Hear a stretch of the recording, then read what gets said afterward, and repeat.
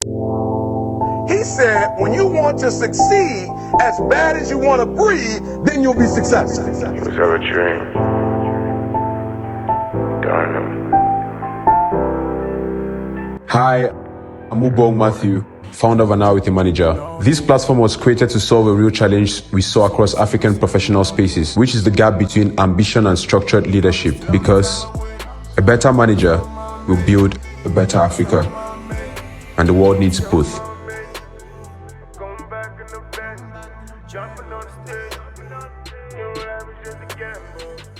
Welcome to another episode of An Hour with a Manager, Africa's premier podcast digital platform, here to listen, learn, and build the next generation of African leaders.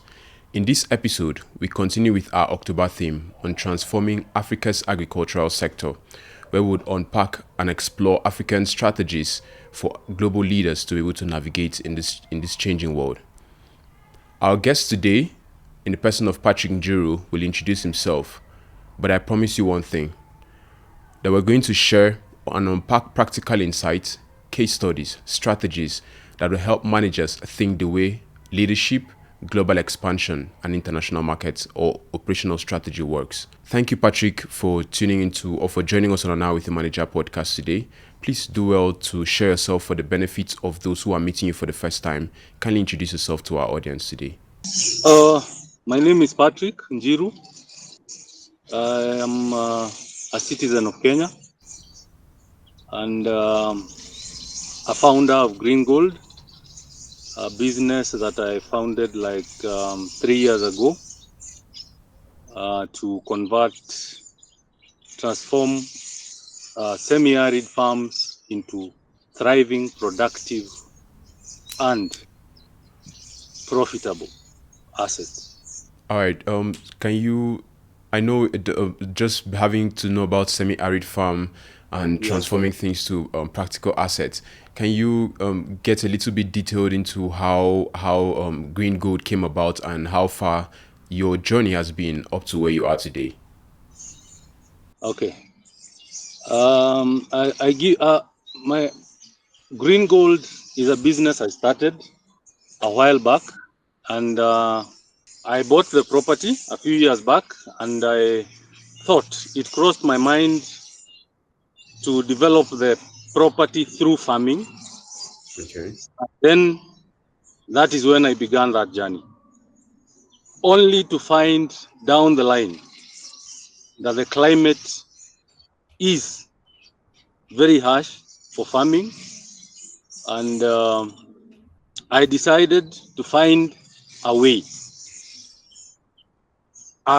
where I can be able to farm under the harsh climate that is in arid areas. So the journey I took has been 15 years, since 2010 up to now, and Green Gold, I formed Green Gold, answer that question after those years, because that property which I bought, I developed it and made it productive and profitable as we speak. So Green Gold is what we are bringing. We are offering transformation, expertise and transformation of arid lands, arid idle lands to profitable and thriving farms. All right. Thank you for sharing that in depth about Green Gold's journey. But I want to ask, in all you've done, what were some of the challenges you encountered while developing this business or choosing arid farm as a choice? Because sometimes, everything we get on board with is actually a choice. If we don't choose to, then we might not really want to go into that stress, because agriculture itself is really, really intensive in terms of implementation. So what were some of these challenges you encountered while venturing to arid farm or Green Gold itself? Okay, the challenges in arid areas, first of all, is the climate. The climate is generally harsh, and you need to find a way to work with the climate, not against the climate. The How climate do you has its mean? own challenges, How and do you mean? the climate, being the harsh environment it is, has its own advantages Okay. and has its own disadvantages. But finding the right mix to work with the environment to be able to be successful as a farmer was the big exam for me. And one of the challenges which you find is erratic rainfall, rainfall that either comes too early or too late, rainfall that either comes too much or too little, rainfall that either comes uh, which is unreliable. You can't be able to predict when it will come, if it comes at all. And so that is one of the challenges. The sun is also the challenges, or the drought, where you go through very long periods of drought. And that is the main challenge in dry areas. And there is an issue with boreholes, which is a serious cost factor for farmers Okay. or Yeah. prospective farmers who want to farm in such areas, since they are too expensive. And so my main idea was to come up with a formula where I can be able to farm with the rain that is available in these spaces. And how did that work for you? It has been amazing. The journey has been tough, but very insightful. And ultimately, I was able to convert my property to a thriving and profitable farm. And that is basically what Green Gold is offering to the Kenyan market and even to the world. So now talking about Green Good and how you've converted your properties and to also empower and support sustainability, food sustainability in Kenya's economy, right? How have you also impacted the community through what you've done? Is it through employment or through feeding? How has Green Good or you personally been able to impact the community where you serve? You know, when you go through, when you go to these places, in semi-arid areas, you find vast land which are idle, Yeah. and there are people behind those properties. There are families behind the owners of those properties, and there are communities behind those properties. So what I thought, if I could be able to change my situation as Patrick with my farm, that is the same challenge that is facing other landowners in such areas. And that is the reason why I thought, if I solve that problem, then I could be able to solve that problem even for us. And that is the reason why I decided that I will not leave, but I'll soldier on and find a way so that I can be a solution to myself And and to to the others. community. But going back to the question that you have asked, the impact on the community. Once you are able to convert someone's property to from idle land to a profitable asset, Yeah. you automatically make that person economically better, his family economically better, and the community around him economically better. By him, he can be able to sustain himself and his family, and also be able to generate income enough to even employ other people in the community. And generally, the community becomes better with that conversion.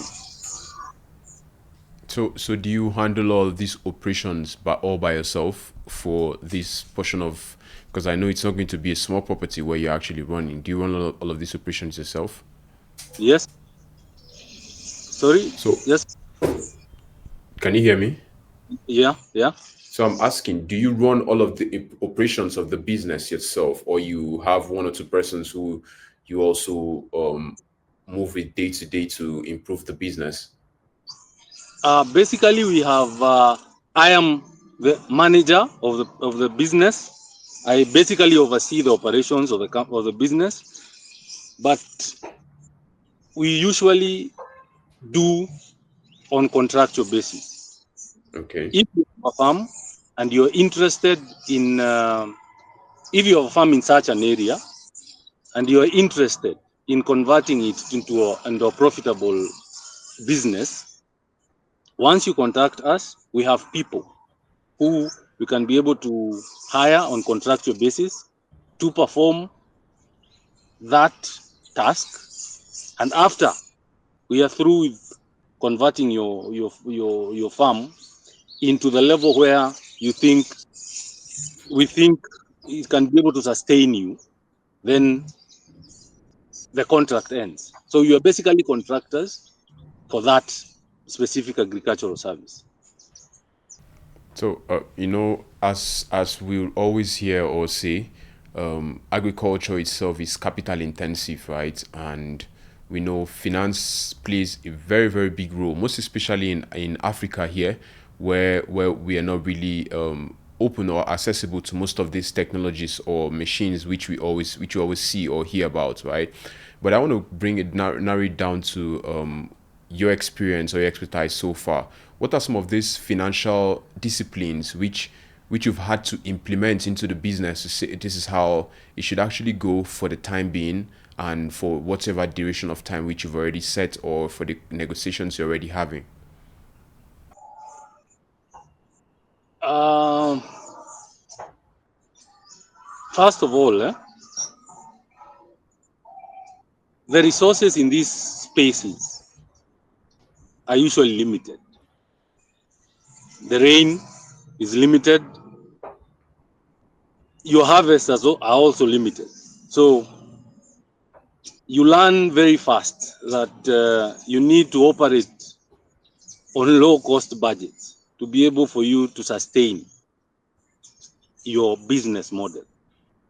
So our main objective is to make sure that we minimize or even eliminate losses on our farms and our customers' farms. Keep we use whatever little resources to produce maximum, because that luxury of wastage is not available in such environments. So Actually. my usually my experience around this space has taught me to be able to make sure my costs are very low, and mostly organic farming comes in handy to sort such kind of a case, because most of the time you put things into production, if you insist on chemicals uh, and other inexpensive inputs, and most of the time you don't get the harvest.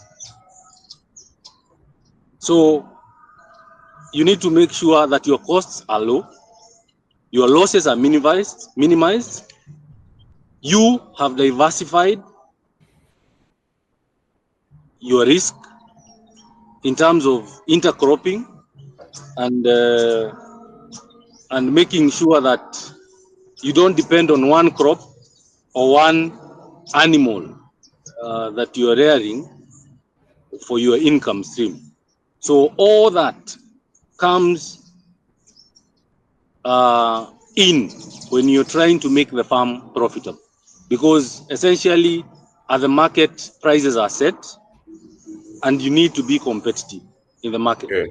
So Yeah. that is the reason why we make sure that we make sure our efforts to keep our cost low and eliminate any losses in the farm are our priority to make the farm sustainable. How do you stay resilient to drought? Because I know that is one of the big factor which you have in your business. What are some of these things we or those who are listening should also learn to stay resilient in terms of drought? Okay, basically drought is the main thing. It's the main challenge in arid areas, yeah. And basically that is lack of water or minimal water in terms of rainfall.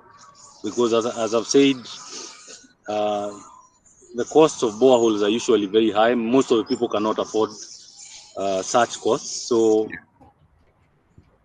to me, the main advantage that we have been able to operate with is to understand our environment first. That is a first, um, you know, that is the first step. You have to take the time to understand the environment you're operating in, the fluctuations, the highs, the lows, the the how what the environment throws at you. Once you understand the environment, you can be able now to get proper insights on what to plant, what to rear, Okay. and how to do it.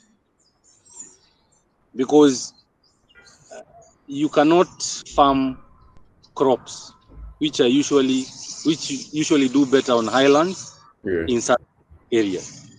You cannot farm things that you have to farm things that love the sun,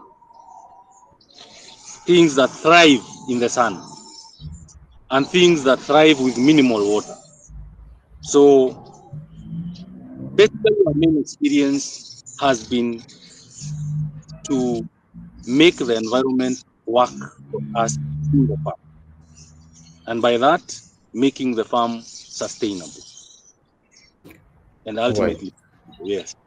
Yeah, and thank you for sharing that. So, for the benefits of other agripreneurs who are listening to this, or other agribusiness experts or professionals who are listening to this, what are some of the lessons you think they should learn from getting involved with arid farming so far, with all you've learned in this business? The lessons. What I can advise on people who either want to farm in such areas or are actually in farming in those areas or are trying their way to find their way in those areas.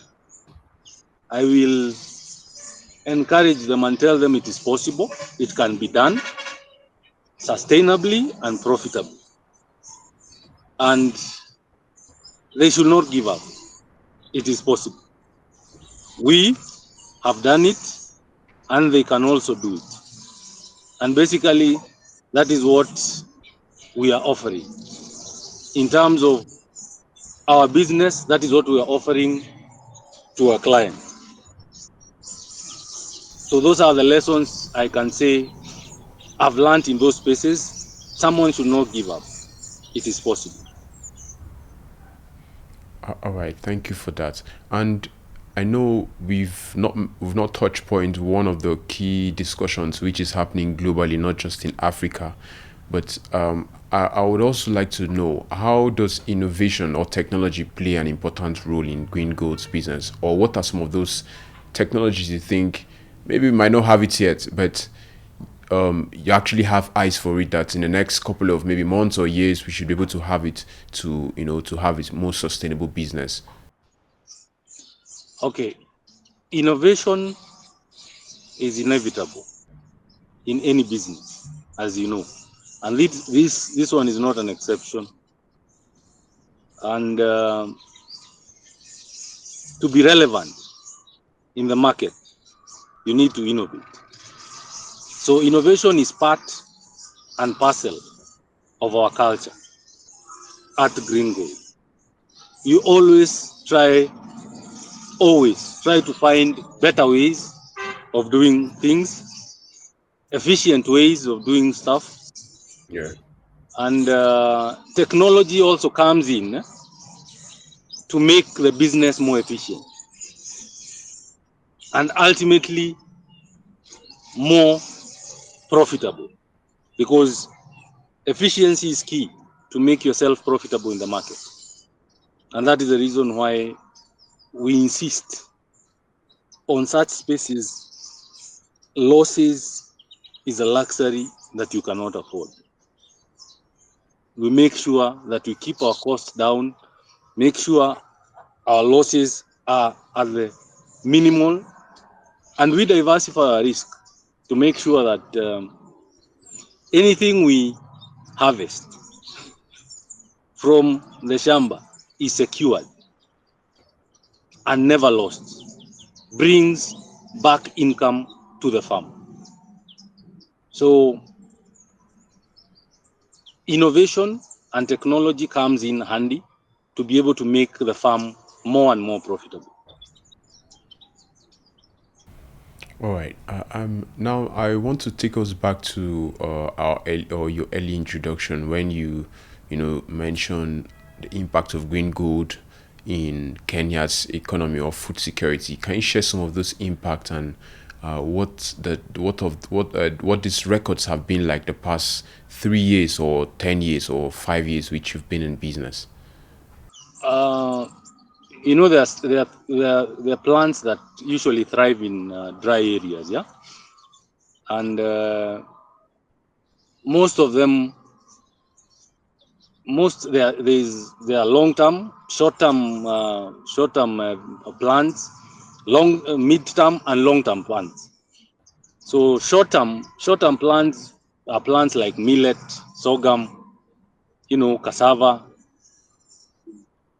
beans, pigeon peas, things like plants like those. And these usually take less than a year to full maturity, and an acre of shamba, an acre of land in such an area can be able to give you, you can be able to harvest on a good season, yeah. You can be able to harvest 10 to 20 bags with the challenge of rain, with the challenge of the minimum rain that you get on a normal month. You get 10 to 15 to 20 bags of millet, and that is around, in Kenyan shillings, is around 40,000. And given the intercropping that we do, you can harvest millet at the same time pigeon peas in the same parcel of land, and that can be able to complement each other in terms of diversity of risk and also additional income from the same shamba, from the same land. So basically, in a good season, a farmer can be able to get a minimum of 50,000 on a good season. So per year, a minimum of 100 to 150,000 of an income from his property. That is my experience that I've been able to know from the kind of harvest we have been getting.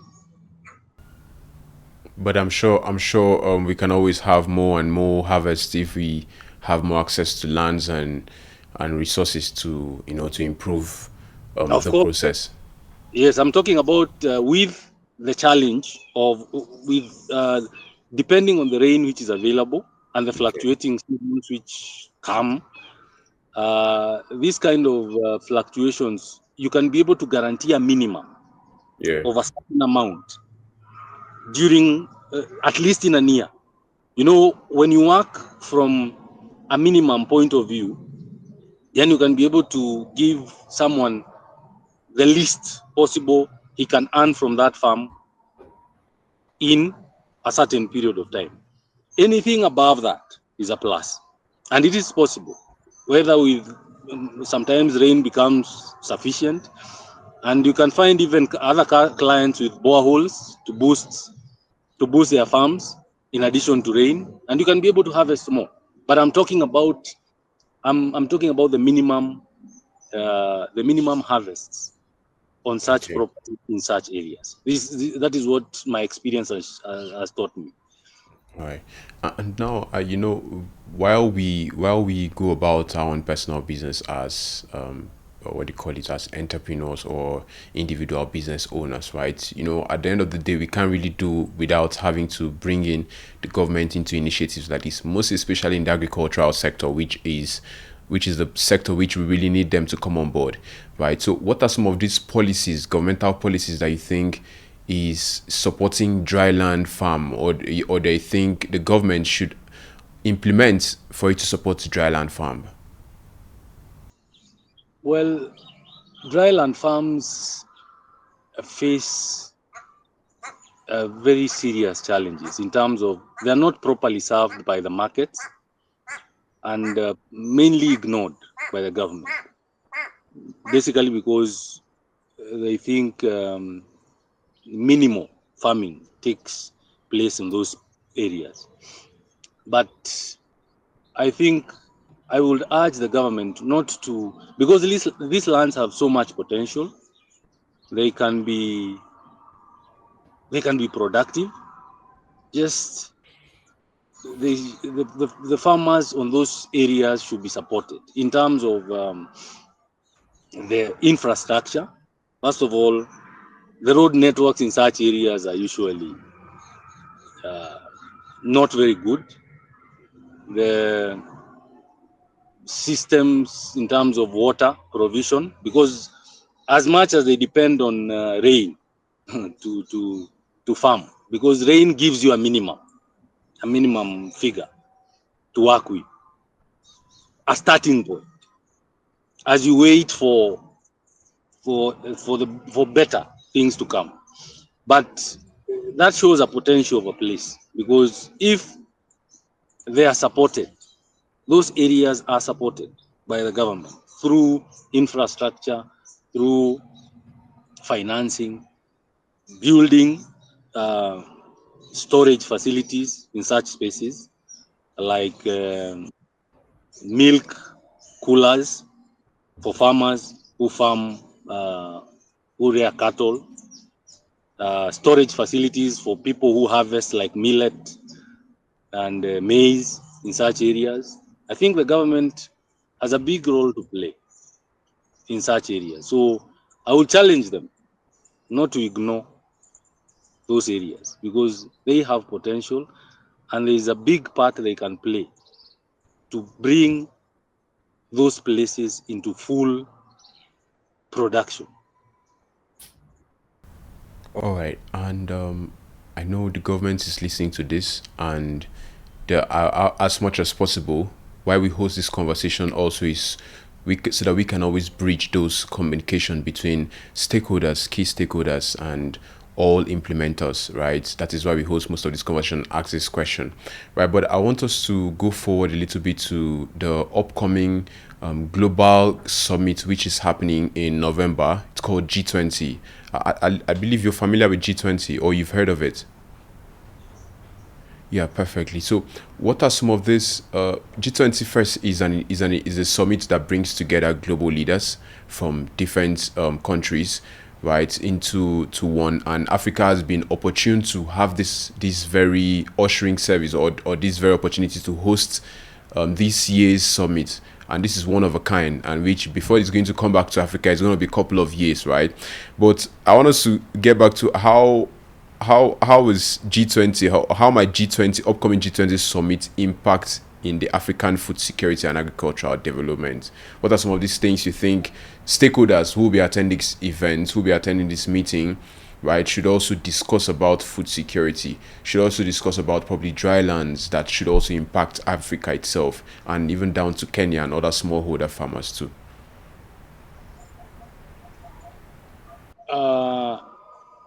It is a good thing that the G20 is happening in Africa this time round, yeah. And what I can say is they should do Africa a favor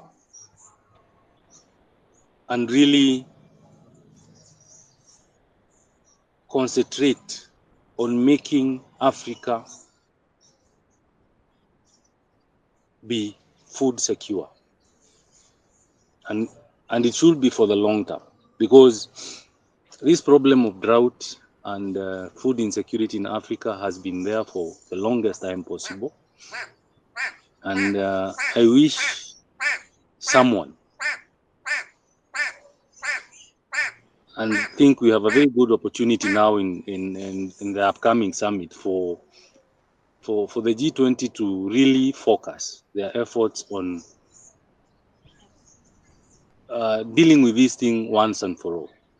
And I think uh, as I'm familiar with what they are really focusing on.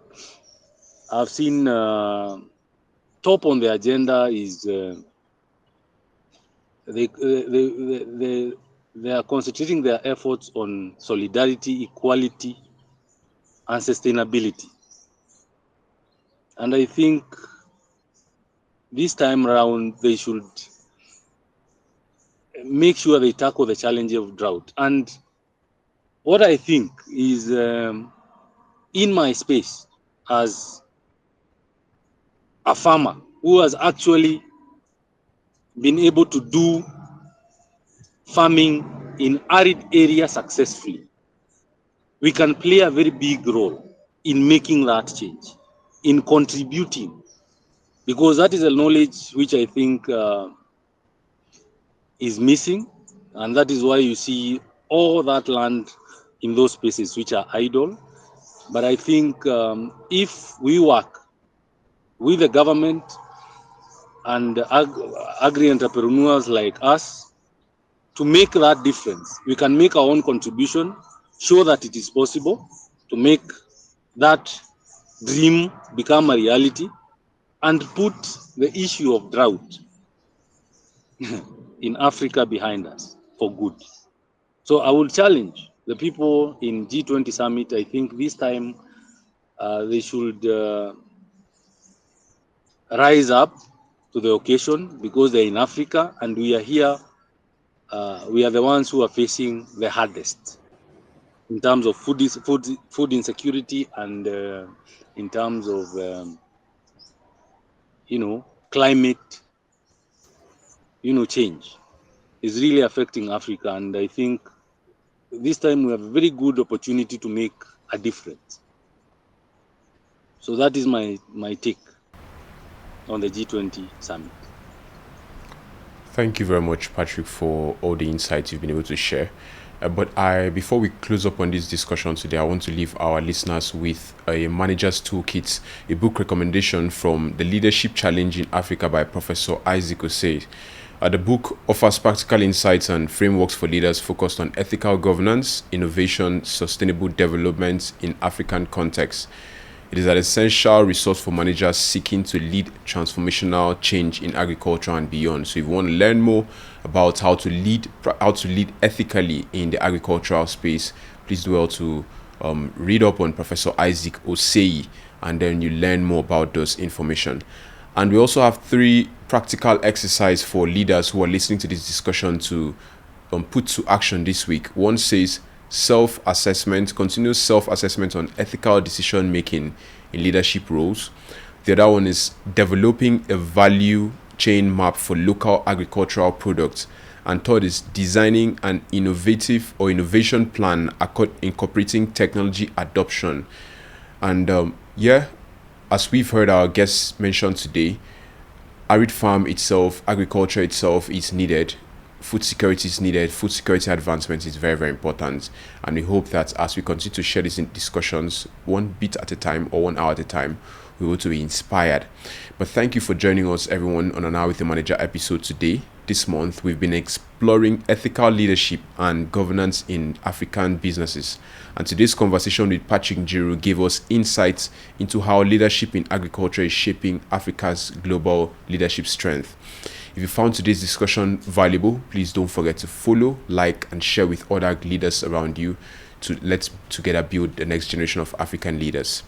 But I'll leave you with a quote from the book by Professor Isaac Osei that says, ethical leadership suggests that leadership possesses strong personal character, a passion to do the right, involves visionary leadership, has high value for the diverse interests that exist within their group, models the values of the group they lead, and creates a leadership atmosphere within which transparency and a critique of all actions, including that of leadership, become major features.